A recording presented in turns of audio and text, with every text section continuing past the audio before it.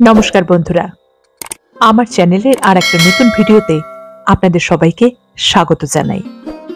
বৃষ্টি ভেজা এক শনিবারে চলে গিয়েছিলাম জলপাইগুড়িতে, তারা মায়ের নতুন ঠিকানায়। দশমহাবিদ্যার দ্বিতীয় দেবী মা তারার অধিষ্ঠান বীরভূম জেলার রামপুরহাটের কাছে অবস্থিত তারাপীঠে, সে আমরা সবাই জানি। কিন্তু বর্তমানে মা তারার নতুন ঠিকানা জলপাইগুড়ির ডেঙ্গুয়াছাড় টি এস্টেট। জলপাইগুড়ির শ্রদ্ধা নামক এক সমাজসেবামূলক সংস্থা প্রতিষ্ঠা করেছে ডেঙ্গুয়াছাড়ে মা তারার মন্দির। মন্দিরে পৌঁছানোর জন্য জলপাইগুড়ি থেকে গোশালা মোড় হয়ে যে রাস্তাটা জলপাইগুড়ি রোড স্টেশনের দিকে গেছে, সেই রাস্তা ধরে চলতে শুরু করলাম। এই যে দেখা যাচ্ছে রোড স্টেশনের ফাটক, হ্যাঁ, এই ডান দিকেই পড়বে জলপাইগুড়ি রোড স্টেশন। ফাটকটা পেরোনোর পর আরো বেশ কিছুটা রাস্তা এগিয়ে গেলাম। এই রাস্তাটা সোজা চলে গেছে বোদাগঞ্জের দিকে, কিন্তু আমরা সেদিকে যাব না। কিছুটা এগোনোর পর মূল রাস্তা থেকে বাঁ দিকে একটা রাস্তা চলে গেছে, যেখানে লেখা ছিল ডেঙ্গুয়াছাড় টি ফ্যাক্টরি। এই রাস্তা ধরে আমরা ডেঙ্গুয়াছাড় টি ফ্যাক্টরিতে পৌঁছে যেতে পারবো। বড় বড় গাছ দুদিকে, মাঝখান দিয়ে ছোট রাস্তা চলে গেছে। আর এই যে দেখা যাচ্ছে ডেঙ্গুয়াছাড় টি ফ্যাক্টরির গেট। টি ফ্যাক্টরির ঠিক পাশ দিয়ে ওই ওয়ালের পাশ ঘেঁষে যে সরু রাস্তাটা চলে গেছে, সেই রাস্তা ধরেই আমরা চলতে থাকলাম। ফ্যাক্টরির গেট দেখেছিলাম, এবার ওয়ালের পাশ দিয়ে ঠিক ফ্যাক্টরির পেছনটাতেও পৌঁছে গেলাম। আর সেখান থেকেই রাস্তাটা চলে গেছে চা বাগানের দিকে। তিনটে ভাগে ভাগ হয়ে গেছে রাস্তা। এখান থেকে আমরা ডান দিকে যে রাস্তা, সেটা ধরে এগোতে শুরু করলাম। দুদিকে চা বাগান, সবুজ আর সবুজ, তার উপর বড় বড় ছায়া বৃক্ষ, আর তার মাঝখান দিয়ে চলে গেছে রাস্তা।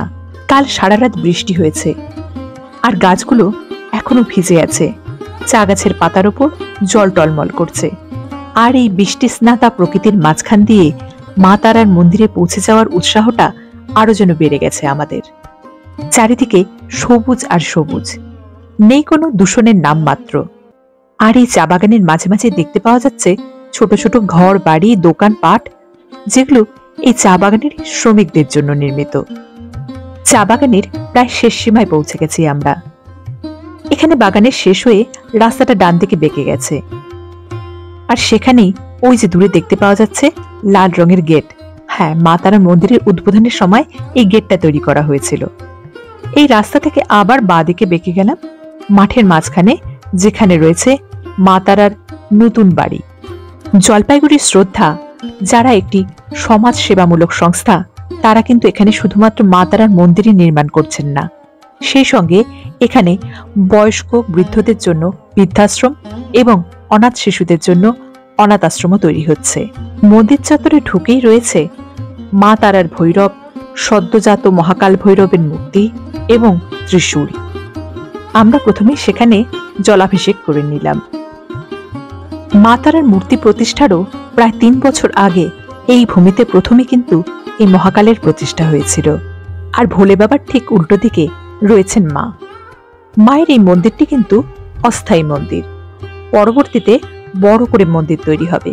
কিন্তু এই কৌশিকী অমাবস্যায় ছোট্ট মন্দিরে মায়ের প্রতিষ্ঠা হয়ে শুরু হয়ে গেছে পুজো।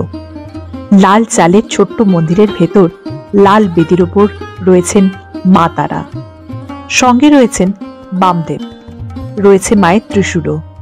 মায়ের ঠিক সামনে রাখা আছে মায়ের চরণ যুগল। একটি বড় থালার ওপর মায়ের চরণ রাখা আছে, সেখানে ধূপকাঠি মোমবাতি জ্বালার ব্যবস্থা আছে এবং মাকে আলতা অর্পণ করা যায় সেখানেই। আমরা ঠিক দুপুরবেলায় গেছিলাম জন্য দেখতে পেলাম মায়ের মূল পুজো এবং ভোগ নিবেদন। পুজো করছেন সুমন বসু রায়, যার তন্ত্রোক্ত নাম ত্রিপুরানন্দ তীর্থনাথ। এই মন্দির প্রতিষ্ঠার মূল উদ্যোক্তা কিন্তু উনি একজন অর্থনীতির প্রফেসর, তারপরেও উনি মাতৃসাধক। এই মন্দিরে সম্পূর্ণ তন্ত্রোক্ত মতে মৎস্য ভোগ সহযোগে কারণ নিবেদন করে হয় মায়ের পুজো। বর্তমানে মা তারার যে বিগ্রহটি আছে তা মাটির তৈরি। নতুন মন্দির যখন প্রতিষ্ঠা হবে, সেই সঙ্গে সঙ্গে তারাপীঠের মতোই রূপোর মূর্তি প্রতিষ্ঠিত হবে সেই মন্দিরে। চলুন আপনাদের সবাইকে মায়ের আরতি দর্শন করাই।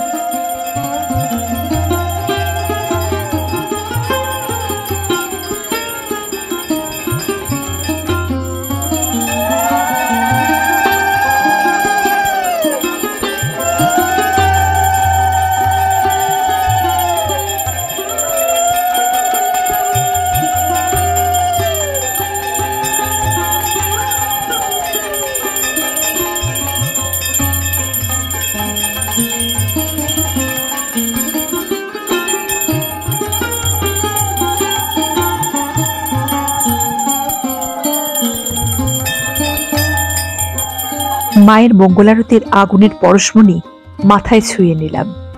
এই মন্দিরটার হয়তো অনেক চাকচিক্য নেই, কিন্তু আছে মায়ের প্রতি সমর্পণ। মায়ের ঠিক সামনে বসে মায়ের মুখের দিকে তাকিয়ে থাকলেই মন ভরে যায়। পুজোর শেষে সকলে মায়ের অন্নভোগ লাভ করলাম, আর তারপর অদ্ভুত এক তৃপ্তি নিয়ে ফিরলাম আবার ফিরে আসবো বলে।